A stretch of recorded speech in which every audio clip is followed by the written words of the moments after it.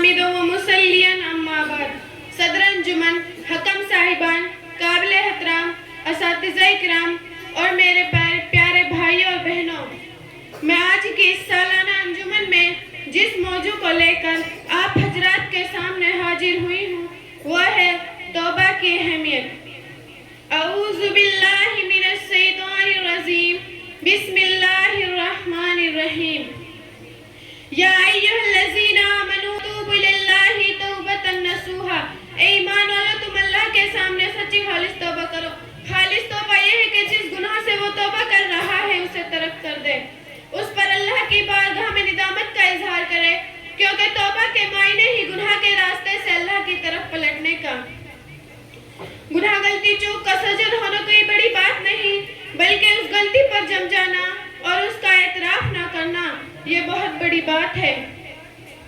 گناہ سے توبہ یہ ہے کہ انسان اس سے پلٹ آئے اور پھر اس میں نہ پڑے۔ میرے بھائیوں، جس طرح گندگی میں رہنے سے کپڑے میلے ہو جاتے ہیں، پھر صاف کرنے کے لیے انہیں صابن اور پانی سے دھلنا ضروری ہو جاتا ہے، اسی طرح اللہ کی نافرمانی سے دل میلا ہو جاتا ہے اور روح کمزور پڑ جاتی ہے۔ دل کا میل ندامت کے آنسوں سے دھلتا ہے اور روح کو اللہ تعالیٰ کی فرما برداری سے طاقت ملتی ہے۔ توبہ کرنے سے انسان کو سکون ملتا ہے۔ توبہ استغفار کرنے سے اللہ تعالیٰ بارش نازل فرماتا ہے اور اللہ تعالیٰ ایسی جگہ سے رزق فراہم کرتا ہے جہاں سے اس کو امید بھی نہیں ہوتی۔ عزیز ساتھیوں، اللہ تعالیٰ کسی ایسے شخص کی توبہ قبول نہیں کرتا جو اسلام لانے کے بعد پھر سے اپنے آپ کو کفر کے حوالے کر دے۔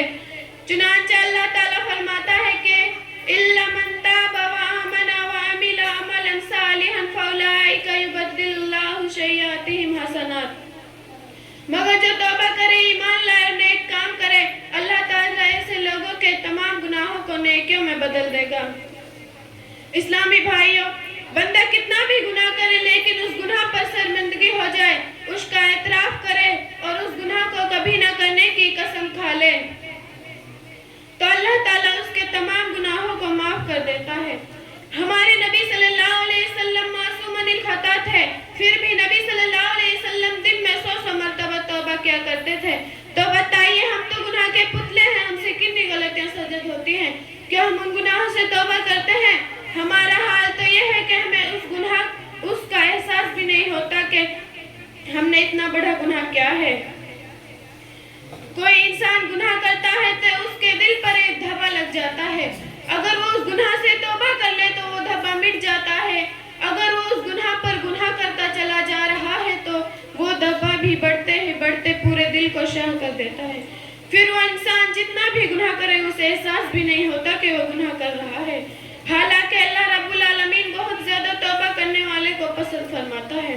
ان اللہ یحب التوابین ویحب المتطہرین، بلا شبہ اللہ تعالیٰ بہت زیادہ توبہ کرنے والے اور بہت پاک صاف رہنے والے کو پسند فرماتا ہے۔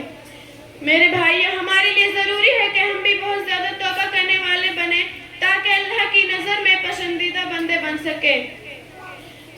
اللہ تعالیٰ ہمیں اس کی توفیق بخشے۔ آمین۔ وآخر الدعوانا الحمدللہ رب العالمین۔ السلام علیکم۔